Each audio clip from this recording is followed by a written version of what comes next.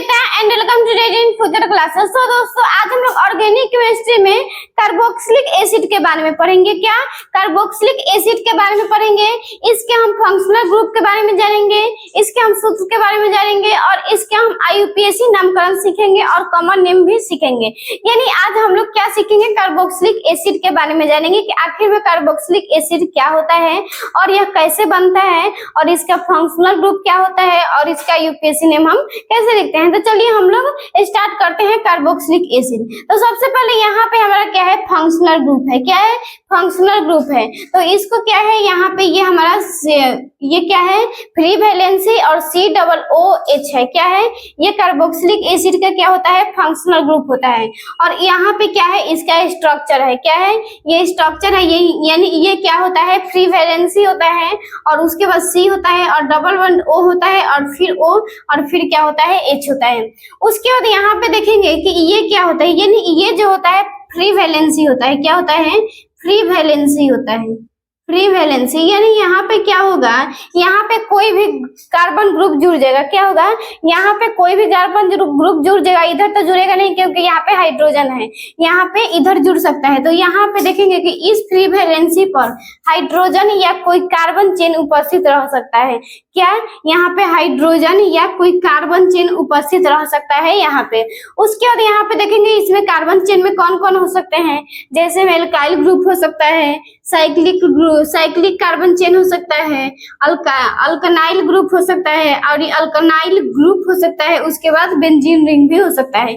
यानी यहाँ पे क्या हो सकता है, बहुत सारे ग्रुप हो सकते हैं, यानी कार्बन चेन हो सकते हैं, यहाँ पे बेंजीन रिंग भी हो सकता है। तो ये हमारा हो गया कार्बोक्सिलिक एसिड के बारे में। इसके बाद जानेंगे कि आखिर में कार्बोक्सिलिक एसिड जो है कैसे बना, यानी इसका स्ट्रक्चर जो है, यानी कार्बोक्सिलिक एसिड जो है कैसे बना। तो यहाँ पे हम देखेंगे कि यहाँ पे है, यानी इसका स्ट्रक्चर है। तो इसका स्ट्रक्चर से हम समझेंगे कि आखिर में कार्बोक्सिलिक एसिड का नाम कैसे पड़ा। तो सबसे पहले इसको देखेंगे, यानी इतने को देखेंगे तो इसको क्या कहते हैं, हम कार्बोनिल कहते हैं। क्या, कार्बोनिल कहते हैं। उसके बाद यहाँ पे ये OH को क्या कहते हैं, हम हाइड्रोक्सिल कहते हैं। क्या, हाइड्रोक्सिल, हाइड्रोक्सिल। और इन दोनों को मिलाकर क्या कहते हैं हम, कार्बोक्सिलिक एसिड। क्या बन जाएगा, कार्बोक्सिलिक एसिड। कार्बोक्सिलिक, ये कार्बोक्सिलिक बनता है और इसमें क्या हो जाता है, एसिड हो जाता है, कार्बोक्सिलिक ग्रुप हो जाता है। यानी क्या हो जाता है, ये कार्बोक्सिलिक एसिड हो गया। यानी यहाँ पे क्या हो जाएगा, कार्बोक्सिलिक ग्रुप हमारा इसी तरह से बनता है, यानी कार्बोनिल से और हाइड्रोक्सिल से। उसके बाद यहाँ पे हम क्या जानेंगे, आईयूपीएसी नेम लिखने के रूल जानेंगे। क्या, कार्बोक्सिलिक एसिड के आईयूपीएसी नेम हम कैसे लिखेंगे, उसके रूल को जानेंगे कि आखिर में हम कैसे लिखेंगे। तो सबसे पहले क्या करना है, यहाँ पे नंबर 1 है कि सबसे पहले लंबा कार्बन चेन चुनेंगे जिसमें फंक्शनल ग्रुप उपस्थित हो। यानी हम किसी भी यौगिक में सबसे लंबा कार्बन चेन उसी को चुनेंगे जिसमें हमारा क्या होगा, फंक्शनल ग्रुप होगा, अर्थात उसमें COOH होगा। तो उसके बाद यहाँ पे है नंबरिंग फंक्शनल ग्रुप से ही शुरू करना है। क्या, यहाँ पे कह रहा है कि नंबरिंग जो है फंक्शनल ग्रुप से ही शुरू करना है। यहाँ पे देखेंगे कि ये हमारा एक यौगिक है, अर्थात ये भी यौगिक है, ये भी यौगिक है। तो यहाँ पे देखेंगे कि यहाँ पे COOH है। क्या है, COOH है। तो यहाँ पे लोग कोई सोचेगा कि यहाँ पे ये क्या है, स्ट्रेट चेन है। तो स्ट्रेट चेन में हम किसी भी तरह से कर सकते हैं नंबरिंग, तो नहीं, यहाँ पे फंक्शनल ग्रुप में क्या करना है, फंक्शनल ग्रुप और से करना है। यानी 1 2 3, यानी इधर से ही होगा, यानी फंक्शनल ग्रुप से ही क्या होगा, नंबरिंग होगा। और इसमें क्या होगा, फंक्शनल ग्रुप को ही हम क्या मानेंगे, 1 नंबर मानेंगे, यानी इसको भी हम इसमें काउंट करेंगे। तो ऐसे हम नंबरिंग करेंगे फंक्शनल ग्रुप से। उसके बाद यहाँ पे है सबसे पहले सब्स्टिट्यूएंट का नाम लिखेंगे। क्या, सबसे पहले यहाँ पे क्या लिखेंगे, किसी भी यौगिक में सब्स्टिट्यूएंट का नाम लिखेंगे और अल्फाबेटिकल मैनर में, क्या, अल्फाबेटिकल रूल के हिसाब से लिखेंगे। उसके बाद यहाँ पे है, उसके बाद पेरेंट चेन का नाम लिखेंगे। क्या, उसके बाद पेरेंट चेन का नाम लिखेंगे, यानी जो है, जो बड़ा वाला कार्बन चेन चुनेंगे वो वाला क्या हो जाएगा, पेरेंट चेन होता है। उसके बाद यहाँ पे पेरेंट चेन का यूपीएसी नेम कैसे लिखते हैं, यानी पेरेंट चेन का यूपीएसी नेम क्या हो जाएगा, यहाँ पे एल्केन, अर्थात किसी भी यौगिक में जैसे मीथेन हो गया तो वही एल्केन के रूप में जो होता है उसमें क्या करते हैं हम, ये एल्केन होता है। क्या होता है, एल्केन होता है, ALKANE होता है। क्या होता है, एल्केन होता है। तो उसमें क्या करते हैं, एल्केन में से हम क्या करते हैं, ई को हटा देते हैं। क्या करते हैं, यहाँ पे ई को हटा देते हैं और उसमें क्या जोड़ देते हैं, OIC जोड़ देते हैं। क्या जोड़ देते हैं, एल्केनोइक एसिड। क्या जोड़ देते हैं, OIC जोड़ देते हैं। तो ये हमारा क्या हो जाता है, एल्केनोइक एसिड। और इस ये आईयूपीएसी नेम उसमें लिखेंगे जिसमें क्या हो जाएगा हमारा सबसे एक फंक्शनल ग्रुप उपस्थित होगा, यानी एक COOH उपस्थित होगा। उसके बाद यहाँ पे अगर किसी यौगिक में दो फंक्शनल ग्रुप उपस्थित हो, यानी दो COOH उपस्थित हुआ उसका हम आईयूपीएसी नेम कैसे लिखेंगे? एल्केन, यानी एल्केन में इसमें क्या हो जाएगा, ये क्या हो जाएगा, ई जो होगा इसमें रहेगा और डाई लिख देंगे। क्या कर देंगे हम, अगर दो रहता है तो डाई करते हैं, थ्री रहता है ट्राई और टेट्रा ये सब यूज करते हैं, तो क्या हो जाएगा यहाँ पे एल्केन डाइओइक एसिड हो जाएगा। यानी ऐसा ही रहेगा, लेकिन इसमें क्या हो जाएगा, डाई का प्रयोग करेंगे, अगर तीन रहेगा तो ट्राई का प्रयोग करेंगे, तो ऐसे होता है। उसके बाद यहाँ पे लिखेंगे ये हमारा क्या है, इन दोनों केसेस में फंक्शनल ग्रुप का पोजीशन नहीं लिखा जाता है। क्या होता है, ये दोनों केसेस जो होते हैं इसमें क्या कहा जाता है, फंक्शनल ग्रुप का पोजीशन जो होता है नहीं लिखा जाता है। यानी क्या होता है, अगर ये हमारा कार्बन चेन है और 1 पे क्या हुआ हमारा फंक्शनल ग्रुप है, तो अगर हम लिखेंगे नाम तो क्या हो जाएगा, इसमें फंक्शनल ग्रुप का पोजीशन नहीं लिखेंगे। यानी इस रूल में क्या होता है, फंक्शनल ग्रुप का पोजीशन जो होता है नहीं लिखना होता है। उसके बाद यहाँ पे कुछ एग्जाम्पल है, जैसे HCOOH है, क्या है, HCOOH है, तो इसका हम आईयूपीएसी नेम कैसे लिखेंगे? तो यहाँ पे देखेंगे कि एक कार्बन रहता है तो क्या होता है, एक कार्बन रहता है तो हम मीथेन लिखते हैं। उसके बाद दो कार्बन रहता है तो इथेन लिखते हैं, तीन रहता है तो प्रोपेन लिखते हैं, चार रहता है तो ब्यूट लिखते हैं, और 5 रहता है तो प्रोपेन, 6 रहता है तो हेक्स लिखते हैं। यानी यहाँ पे जो होता है, इन पांचों का जो होता है कॉमन नेम जो होता है बहुत ही इंपॉर्टेंट होता है। क्या होता है, बहुत ही इंपॉर्टेंट होता है। और इसका कॉमन नेम, यानी कॉमन नेम जो होता है उसको याद ही करना पड़ता है। क्या, उसको याद ही करना पड़ता है। आईयूपीएसी नेम तो हम रूल से लिख लेते हैं, लेकिन कॉमन नेम जो होता है उसका रूल नहीं होता है, उसे हमें याद करना पड़ता है। तो यहाँ पे हम देखेंगे कि आईयूपीएसी नेम तो हम रूल से लिख लेंगे, लेकिन क्या कॉमन नेम जो होता है हम उसे याद करेंगे तभी हमारा क्या हो जाएगा, उसे लिख पाएंगे। जैसे इस एग्जाम्पल को देखते हैं, तो इस एग्जाम्पल में सबसे पहले आईयूपीएसी नेम को लिखेंगे। तो आईयूपीएसी नेम जो होता है हम रूल से लिख लेते हैं। तो यहाँ पे क्या हो जाएगा हमारा, ये मीथेन है। क्या है, मीथेन है, क्योंकि किसी भी यौगिक में एक कार्बन रहता है तो क्या होता है, हमारा मेथ होता है। तो यहाँ पे क्या हो जाएगा, मिथेनोइक एसिड हो जाएगा। क्या हो जाएगा, मिथेनोइक एसिड। उसके बाद इसका कॉमन नेम लिखेंगे तो क्या हो जाएगा, अगर एक कार्बन किसी यौगिक में रहता है और वह हमारा क्या होता है, कार्बोक्सिलिक एसिड का रहता है, तो उसका क्या होता है, हम फॉर्मिक एसिड लिखते हैं। क्या, फॉर्मिक एसिड इसका नाम होता है, यानी कॉमन नेम होता है फॉर्मिक एसिड। उसके बाद यहाँ पे है CH3COOH, यानी क्या हो जाएगा, इसमें दो कार्बन है तो ये क्या हो जाएगा, इथेनोइक एसिड हो जाएगा।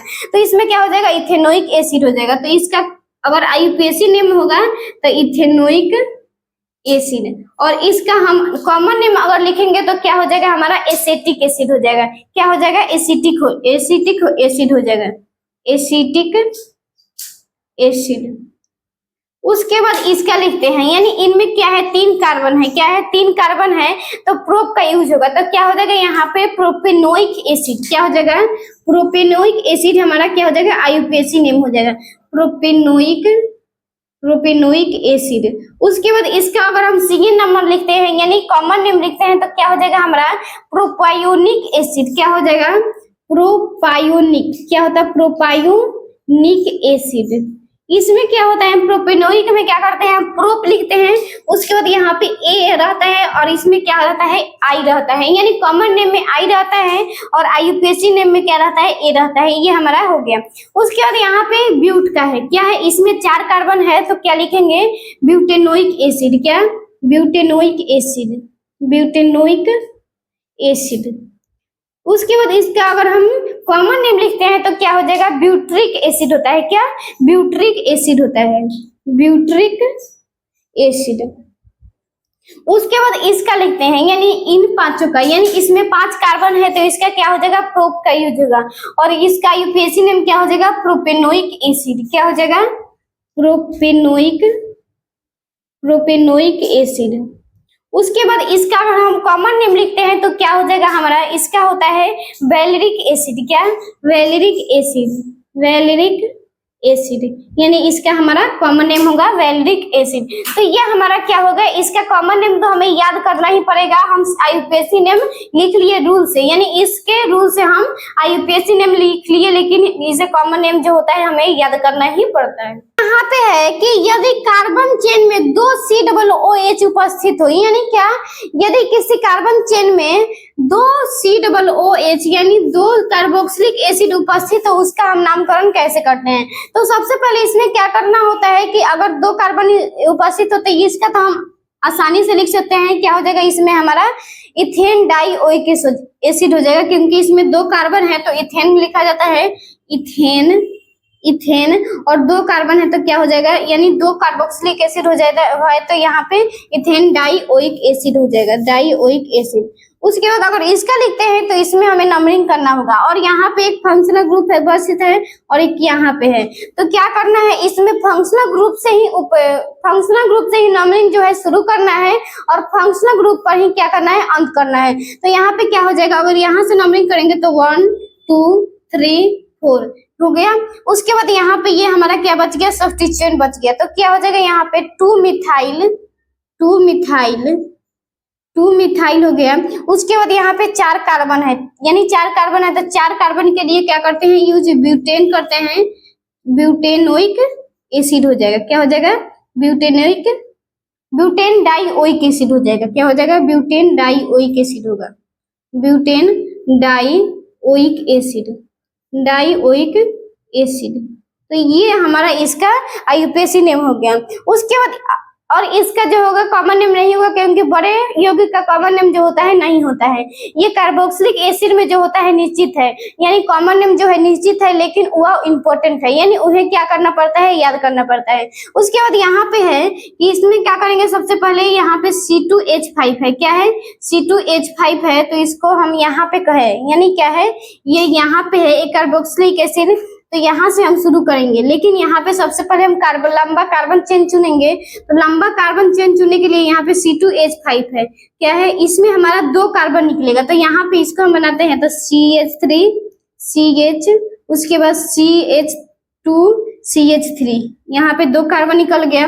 उसके बाद फिर है यहाँ पे CH COOH, फिर CH2 और CH3। तो यहाँ पे 1 2 3 4 5 हो गया। और यहाँ पे हमारा गलती से हो सकता है C2H5, यानी यहाँ पे गलती से हम अगर मिस्टेक से करते हैं, अगर मिस्टेक हो जाएगा यहाँ पे C2H5, इसे हम एक ही कार्बन गिन सकते हैं, यानी इसे हम क्या करना होता है, C2H5 को फैला देना होता है। तो यहाँ पे फैल गया तो क्या हो जाएगा, यहाँ पे 5 कार्बन हो जाएगा, 1 2 3 4 5 हो गया। उसके बाद इसका अगर आईयूपीएसी नेम लिखते हैं तो यहाँ पे एक सब्स्टिट्यूएंट है और एक यहाँ पे है। क्या है, यहाँ पे और यहाँ पे है। तो यहाँ पे क्या लिखा हुआ है, अल्फाबेटिकल मैनर में क्या करना है, इसमें नंबरिंग करना है। तो यहाँ पे ये क्या है, इथाइल है और ये मिथाइल है। तो अल्फाबेट में सबसे पहले ई आता है, उसके बाद एम आता है। तो क्या हो जाएगा, 2 इथाइल, उसके बाद 3 मिथाइल,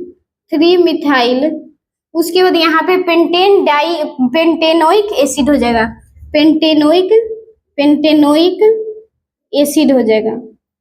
तो ये हमारा इसका हो गया आईयूपीएसी नेम। इसके बाद यहाँ पे है कुछ डाई कार्बोक्सिलिक एसिड के कॉमन नेम। क्या है, कुछ डाई कार्बोक्सिलिक एसिड के कॉमन नेम। ये कुछ ज्यादा ही इंपॉर्टेंट है, यानी परीक्षा में ये काफी अधिक परीक्षा में पूछे जाते हैं। यानी ये कार्बोक्सिलिक एसिड में क्या होता है, परीक्षा में काफी ज्यादा क्या होता है, ये कॉमन नेम ही पूछ लेता है। उसके बाद यहाँ पे इसे क्या करना पड़ेगा, याद नहीं करना पड़ेगा, यानी कॉमन नेम। ये आईयूपीएसी नेम तो हम रूल से लिख लेंगे, तो यहाँ पे कॉमन नेम लिखेंगे और आईयूपीएसी नेम भी लिखेंगे। तो इसका हम लिखते हैं, तो इसमें क्या है, 2 कार्बन है। क्या है, 2 कार्बन है और दोनों क्या है, COOH उपस्थित है। तो इसका क्या हो जाएगा, इथेनोइक एसिड हो जाएगा। पीछे हम लिखे थे इथेनोइक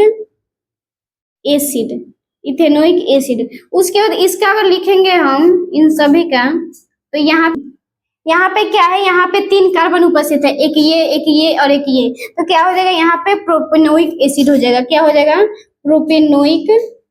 प्रोपेनोइक एसिड हो जाएगा। उसके बाद यहाँ पे 4 कार्बन उपस्थित है, क्योंकि यहाँ पे ये CH2 का होल ट्वाइस, उसके बाद यहाँ पे एक यहाँ पे और एक 2 और एक 3 एक 4। तो क्या हो जाएगा इसका, ब्यूटेनोइक एसिड। क्या हो जाएगा, ब्यूटेनोइक एसिड। उसके बाद यहाँ पे है सी डबल, यहाँ पे 3 कार्बन है और एक यहाँ पे, तो यहाँ पे 5 है, तो क्या हो जाएगा पेंटेनोइक एसिड, पेंटेनोइक एसिड। उसके बाद यहाँ पे है, यहाँ पे 4 कार्बन है और एक यहाँ पे, तो 4 और 2 6, क्या हो जाएगा 6, तो हेक्सेनोइक एसिड हो जाएगा, क्या हो जाएगा हेक्सेनोइक एसिड हो जाएगा। उसके बाद यहाँ पे है 5 है और एक यहाँ पे है, एक यहाँ पे, तो 5 और 2 7, यानी क्या हो जाएगा हेप्टेनोइक एसिड, हेप्टेनोइक एसिड।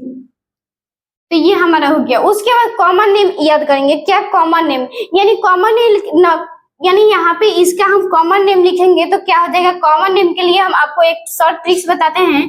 जैसे में क्या हो जाएगा, ओ माई सन गो एंड प्ले, क्या ओ माई सन गो एंड प्ले, ये हमारा क्या है ट्रिक है, क्या है ट्रिक है, यानी कॉमन नेम याद करने का। यानी इसी से हम क्या बना देंगे, हम कॉमन नेम बनाएंगे। तो क्या हो जाएगा, ओ से क्या हो जाएगा ऑक्जेलिक एसिड, क्या ऑक्जेलिक एसिड, यानी ये क्या हो जाएगा जिसमें ऑक्जेलिक एसिड उसमें लिखेंगे जिसमें हमारा क्या हो जाएगा 2 कार्बन उपस्थित होगा और 3 कार्बन उपस्थित होगा, तो किस क्या हो जाएगा यहाँ पे ओ माई, एम से क्या हो जाएगा मेलोनिक एसिड, मेलोनिक एसिड।